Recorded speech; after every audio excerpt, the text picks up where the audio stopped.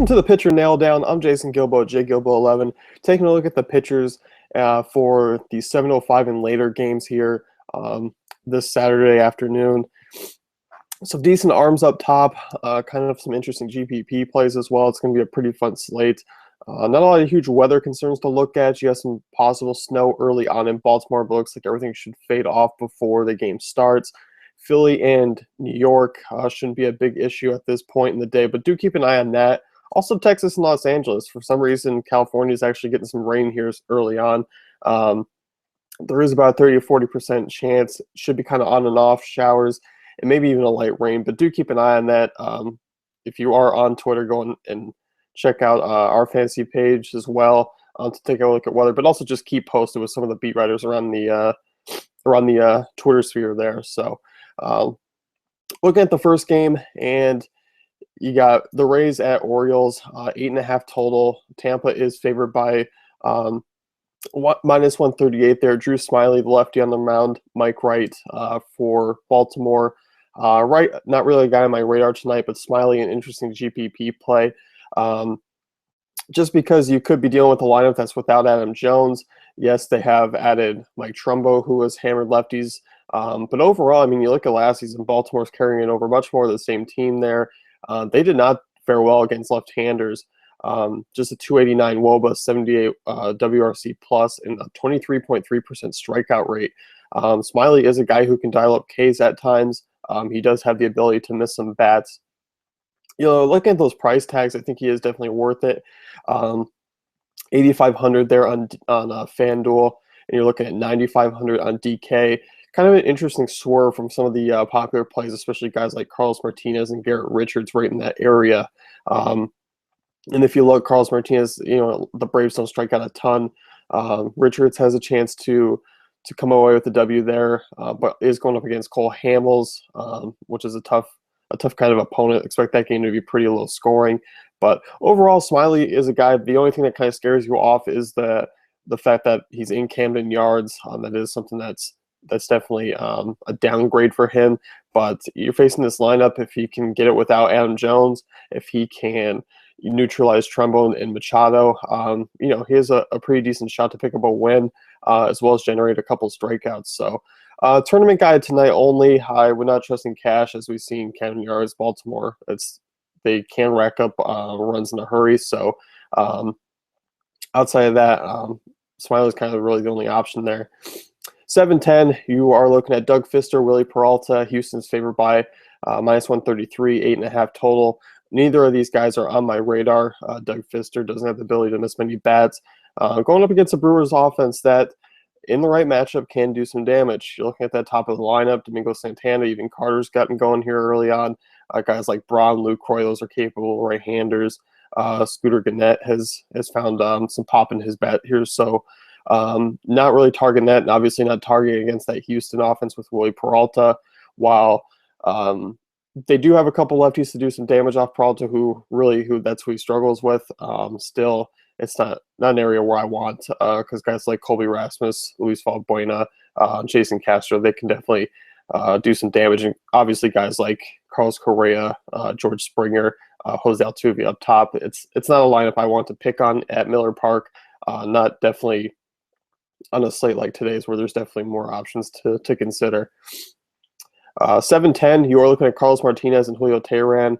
St. Louis big favorites, minus 152, just a 7 over-under there. Yeah, I like Carlos Martinez. I think he is one of the safer options on the slate. Obviously, looking at the Braves, they ranked in the bottom 5 in offense against right-handed pitching last season, 300 WOBA, 88 WRC plus. Didn't strike out a ton, just 17.6%. But you kind of look at Martinez, his ability to miss bats. You know, he's been very solid going over last year. 54% ground ball rate, 10.5% swinging strike percentage, 24% strikeout rate. Can't walk some guys at times, but overall, I mean, the guy keeps the ball in the yard. Turner Field's, you know, pretty pitcher friendly. He's a heavy money line favorite, so you're looking at Martinez as being one of the safer options. I think he's a pretty stout SP1, SP2, depending on which route you are going. likely going to be paying up on DK tonight, so it is an interesting one to consider. Overall, I mean, he ranks up there. I think Cole Hamels is still my favorite on the slate, who I'll talk about in a little bit. But overall, Carlos Martinez is still one of my favorite options. T-Ran, guy does have home and away splits. You can possibly take a look at him in GPPs. But they're facing a couple guys in that lefty lineup. If Holiday can get going too from the right side and some of the younger outfielders, it won't bode well for him. But he is at home. The guy had significant home road splits last season, has kind of throughout his career, as many as the Atlantic pitchers have. I won't be picking on him on tonight's slate. Just overall, not a fan of that price tag, 8,400 on FanDuel, and then you are looking at 9,300 on DK. So it's just not a price difference away from the top or bottom guys that kind of put me on him tonight.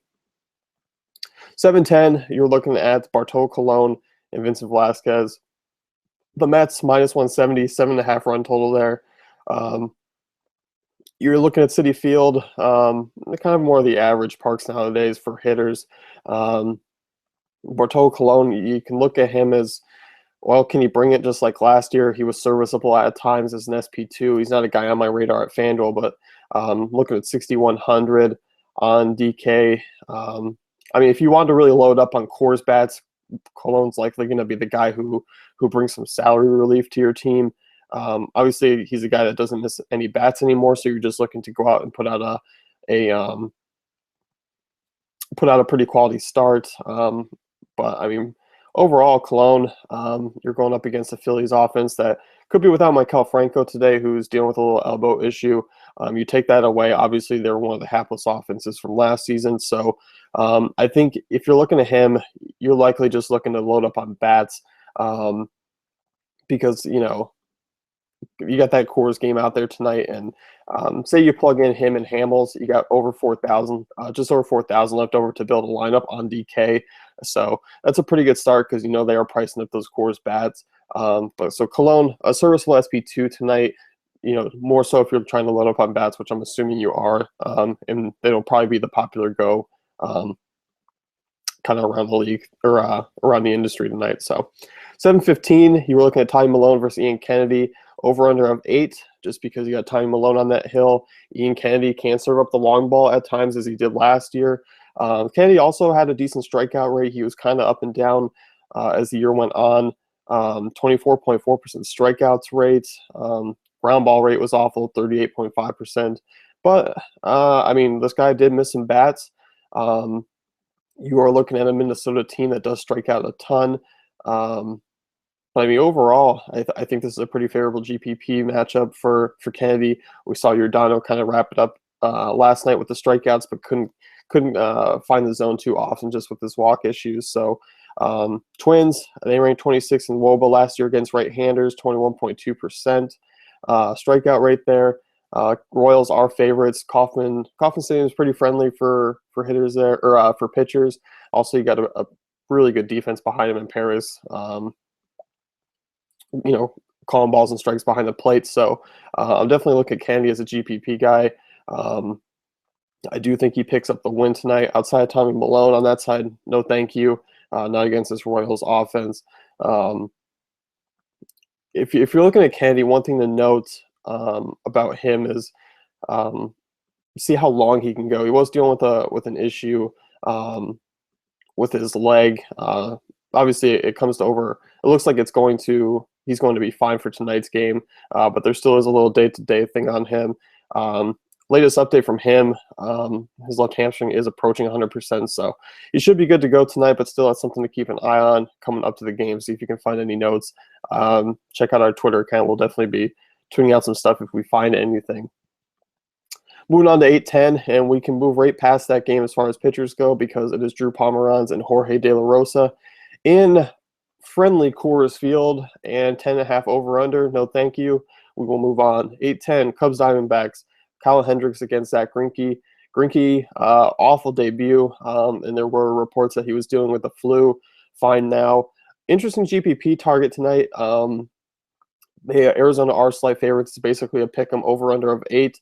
Obviously, the friendly park factors aren't there. But, I mean, you're looking at Greinke coming off an elite year.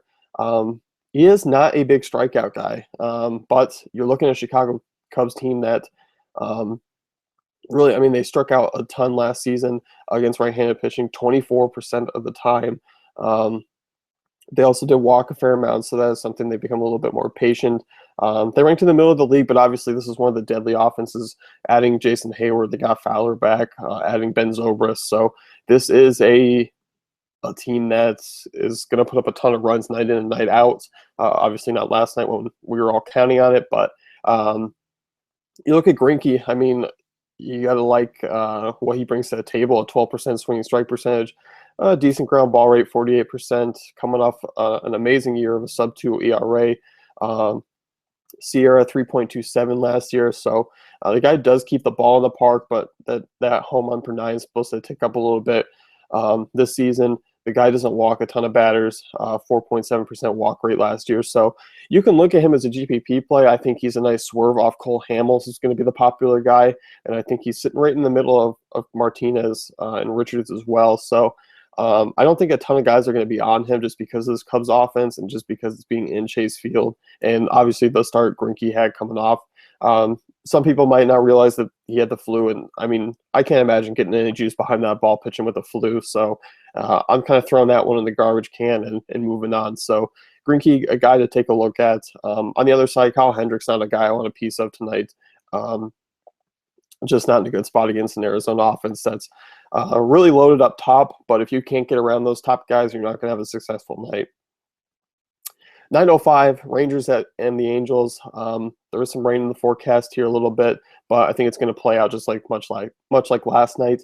Angels are favored by -113, a 7 over/under, by far your lowest score of the night. Cole Hamels, Garrett Richards, two teams aces going on the hill, matching up against each other. And right now, I want Cole Hamels in this bat against this Angels offense, who's been absolutely dreadful to start this season. And you look at that lineup that they're trotting out, it's not good. It's not good by any means. I mean, you're looking, when they face lefties, you got Pujols and Trout, and that's about it. So you get those guys out. That's it. You can cruise through the rest of that lineups. Looking at last year, they ranked 24th in WOBA against Southpaws, 18.6% strikeout rate. Cole Hamels, he's a guy you definitely want a piece of. 24% strikeout rate last year. You're looking at him to kind of bump up that Angels K rate. 13.3% strikeout rate, one of the better ones on the night slate. And Hamels just comes in, even though he's an underdog and on the road there, it's a pitcher-friendly park in Los Angeles. I will definitely be locking and loading Cole Hamels into my top spot as far as cash games go. Other side, Richards, kind of more of a GPP play, just because I prefer Hamels and Martinez a little bit more over him. But one, I don't think the price tag is that big enough of a difference. If he was down in the 9K range, you could put him in cash on DK there, but he's still he's the third price pitcher, just 300 below Greinke, 1,000 below Hamels. So I'll pony up the dough and spend up there. Moving into the last game of the night, Rich Hill versus Nate Carnes. Over/under of 8, decent one out there in Safeco. Balls did not fly out last night with two bad arms on the hill. Sorry, one bad arm. Taijuan Walker, not that bad. Rich Hill, Nate Carnes. Seattle's favored by -139. Neither guy I want a piece of. Rich Hill, yes, he had 3 successful starts with Boston last year. I don't expect him to carry anything over into this year. I'll be looking to hop back on the Nelson Cruz train, going up against a lefty there, as many might head off coming off of last night's 0-for-4 performance. But neither one of these pitchers really catch my eye on tonight's slate. I think there's far better options. So that's going to wrap things up here with the Pitcher Nail Down. Check out dailyfantasycafe.com for all our great tools and content.